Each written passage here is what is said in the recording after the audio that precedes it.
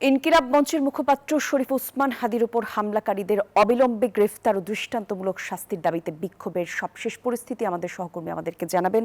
আমাদের সঙ্গে যুক্ত হচ্ছেন সহকর্মী আল মুহাইমিনুল খান, একটু আমাদের সঙ্গে আছেন, তিনি জানাবেন এখনকার সবশেষ কি অবস্থা। মুহাইমিনুল, বিক্ষোভকারীরা কি বলছেন আমাদেরকে বলবেন একটু।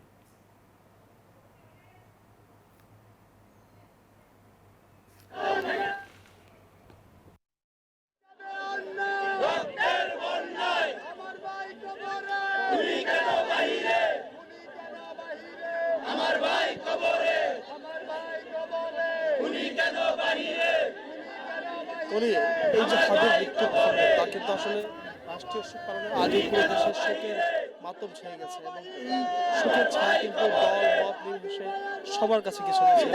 এই শোক পালনের উদ্দেশ্যে কিন্তু আসলে সবাই স্লোগান দিচ্ছিলেন, অনতি বিলম্বে হাদির যে অপরাধীরা আছে তাদেরকে গ্রেফতারের দাবি জানাচ্ছে।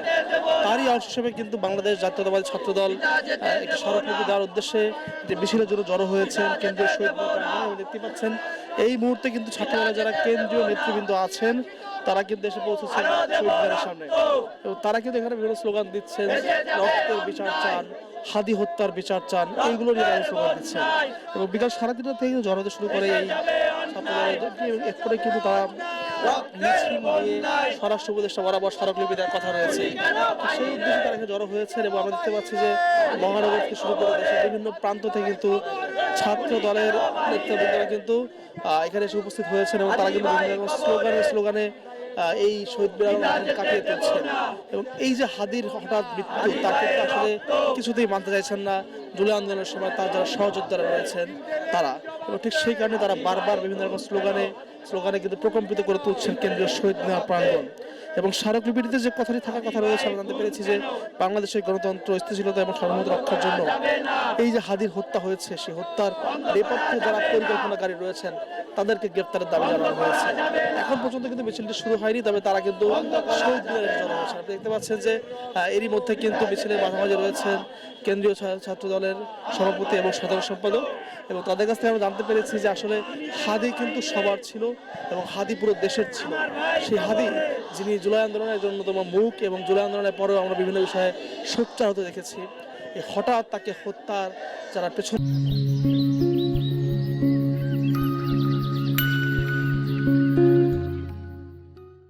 করেছেন তাদেরকে সবাইকে গ্রেফতারের দাবি জানিয়েছেন তারা, এবং একই সাথে বলছেন যে হাদির হত্যার বিচার না হলে কিন্তু এই যে জুলাই যোদ্ধারা রয়েছেন যারা বিভিন্ন সময় যুদ্ধ করেছেন তারা অনিরাপদ হয়ে যাবেন।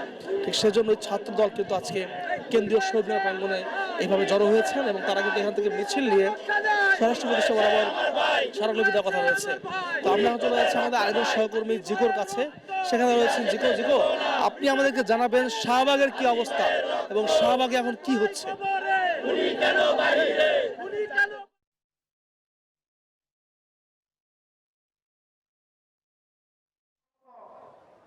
ধন্যবাদ মহমিন আপনাকে। যেমনটি জানেন যে ইনকিলাব মঞ্চের মুখপাত্র শরীফ ওসমান হাদি হত্যার বিচারের দাবিতে কিন্তু ফুঁসে উঠেছে পুরো দেশ, এবং সেটিরই অংশ হিসেবে কিন্তু আজকে ছাত্র জনতারা এসে ভিড় করেছেন শাহবাগের এই চত্বরে। যেমনটি দেখছেন যে এখানে কিন্তু চলছে একটি সমাবেশ, আধিপত্য বিরোধী সমাবেশ। সেই সমাবেশে অংশ নিয়েছেন হাজার হাজার ছাত্র জনতা, এবং এখান থেকেই কিন্তু আজকে এই শাহবাগ চত্বরের নাম ঘোষণা করা হয়েছে শহীদ ওসমান হাদি চত্বর হিসেবে, এবং যাতে তাকে এই জুলাইয়ের এই আন্দোলনে অগ্রণী ভূমিকা যেই রেখেছিলেন তার জন্য এবং তার খুনি যারা রয়েছেন তাদেরকে যাতে দ্রুতই আইনের আওতায় আনা হয় সেজন্য কিন্তু আজকের এই সমাবেশ। এবং যেমনটি জানেন যে গতকাল রাতে ঘোষণা আসার পরই কিন্তু আমরা দেখেছি যে সারা দেশে এর প্রতিবাদে কিন্তু আন্দোলন হয়েছে, ছাত্র জনতারা রাস্তায় নেমে এসেছেন, বিভিন্ন জায়গায় সড়ক অবরুদ্ধ করে বিক্ষোভ প্রকাশ করেছেন।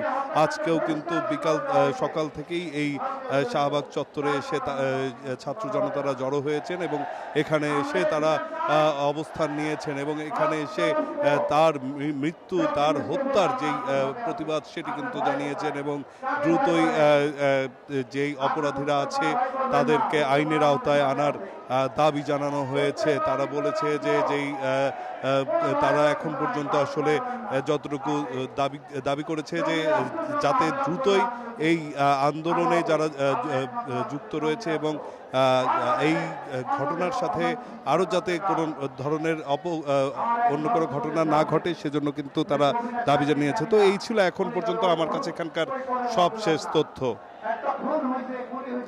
ফিরে যাচ্ছি স্টুডিওতে আমাদের সঙ্গে কলের যুক্ত কাছে। হবার জন্য